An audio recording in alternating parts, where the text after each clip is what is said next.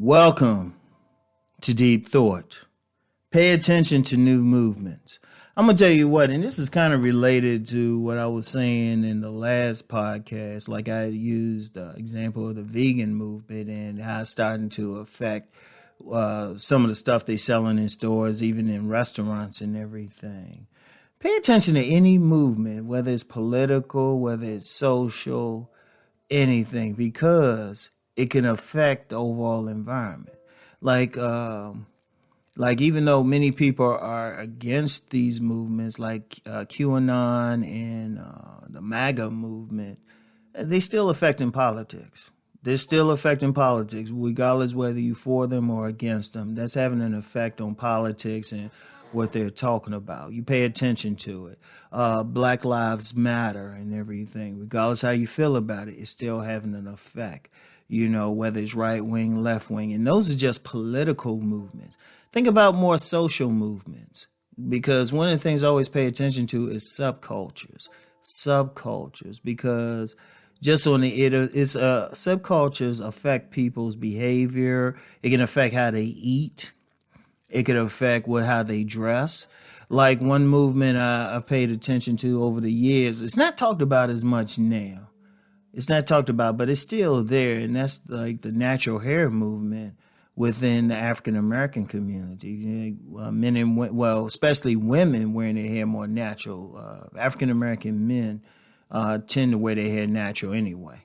Tend to, but even then, or another movement, the whole beard game movement. Let me use that one as an example, because that's a perfect example of something that's economic. That's economic in nature. It's stylish in nature, of course, because especially in the black community, it's becoming a normal style for a black man to, particularly older black men, to have a shaved head and a beard. So that's an economic thing. I mean, that's a style thing right there. It's a style thing. It's an aesthetic. But then it's also, the type of clothes they're wearing. Also, just to maintain a beard, we have in the industries developed that really focus on beards. That used to didn't be there. They would have stuff, but they be part of something else. Now you got whole companies forming with just dealing with beard care. And, you got also you got to shave their head too. A lot of the guys who got that bald and beard look, the whole lot of them don't need to shave their top of their heads.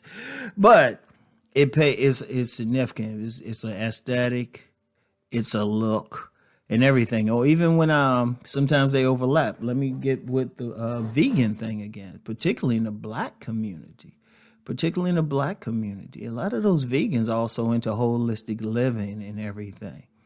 They into holistic living, into wearing their hair natural, because every movement, it can affect something, because it's affecting behavior. It's affecting, because basically the movements, you used to see them not just as a movement where they're trying to change anything, but a lifestyle.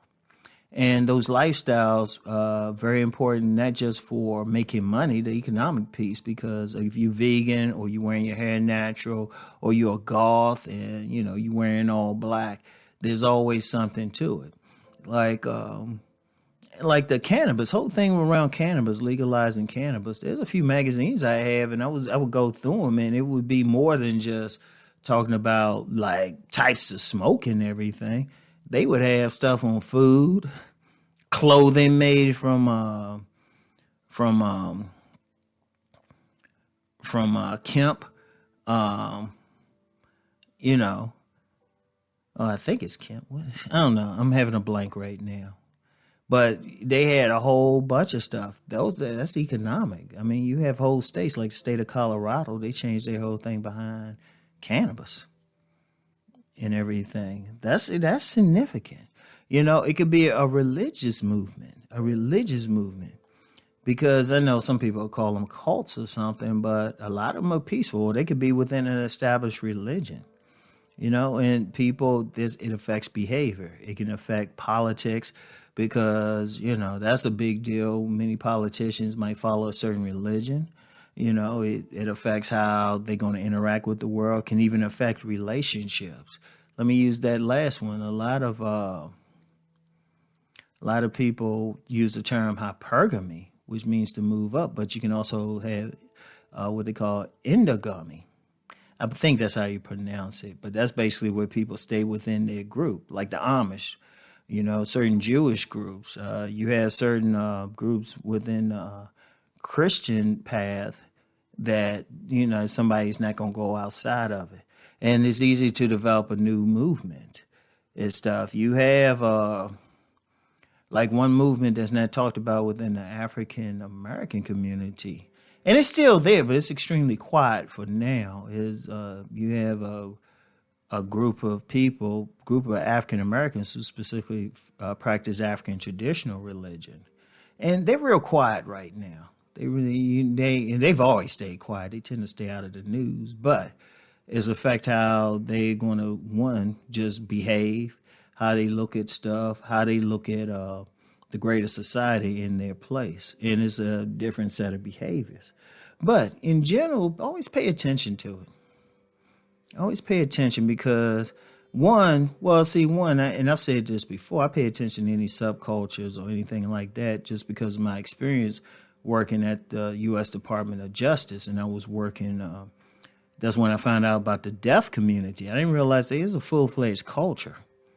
Some people, if they deaf, they don't see it as a handicap.